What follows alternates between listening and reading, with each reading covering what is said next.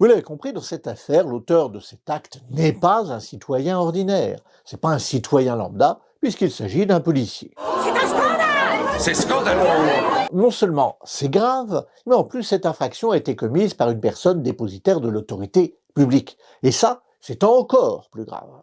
Alors, une personne dépositaire de l'autorité publique, qu'est-ce que c'est? C'est une excellente question. Il s'agit d'une expression qu'on entend souvent dans les médias, et dans ce cas, elle est généralement utilisée pour désigner les forces de l'ordre, c'est-à-dire la police et la gendarmerie. Mais juridiquement, c'est beaucoup plus précis que ça. En droit, le dépositaire de l'autorité publique, c'est une personne qui détient un pouvoir de sanction et un pouvoir de contrainte.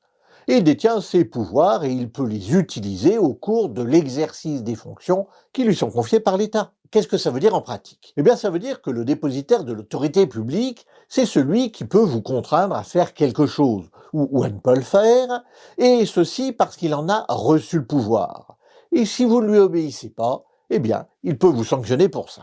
Naturellement, le pouvoir des personnes dépositaires de l'autorité publique doit s'exercer en respectant non seulement la loi, c'est la moindre des choses, mais aussi en respectant nos libertés fondamentales, ce qui est aussi la moindre des choses. En pratique, il y a plusieurs corps d'agents publics qui sont considérés comme étant des dépositaires de l'autorité publique.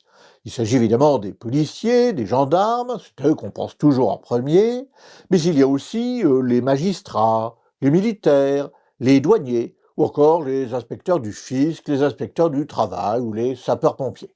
Mais il y en a encore d'autres. Hein. Ça fait beaucoup là, non? Par exemple, les maires sont eux aussi des personnes dépositaires de l'autorité publique. Ces dépositaires sont naturellement protégés contre certaines atteintes, les injures, les agressions diverses, etc. Et tout ça, c'est puni plus sévèrement lorsque ces atteintes sont dirigées vers des dépositaires de l'autorité publique que vers des personnes ordinaires. La plus connue de ces atteintes est sans doute l'outrage à agent, mais il y en a d'autres. Ça, ce sont les droits des dépositaires de l'autorité publique. Mais ces dépositaires ont également des devoirs. Ils ont des devoirs parce que tout détenteur de pouvoir peut être naturellement porté à abuser de son pouvoir. Et c'est pourquoi ces personnes ont aussi des obligations très précises qui encadrent leur action. Et naturellement, parmi leurs obligations, il y a celle de ne pas abuser du pouvoir qui leur a été confié. Et c'est pourquoi, lorsque ces dépositaires abusent de cette autorité publique, lorsqu'ils en profitent pour commettre des infractions, les peines qu'ils encourent sont plus sévères que lorsqu'il s'agit de personnes ordinaires. Par exemple, la discrimination commise par un dépositaire de l'autorité publique, c'est 50 séchoirs et 75 000 € d'amende au lieu de 3 ans et 45 000.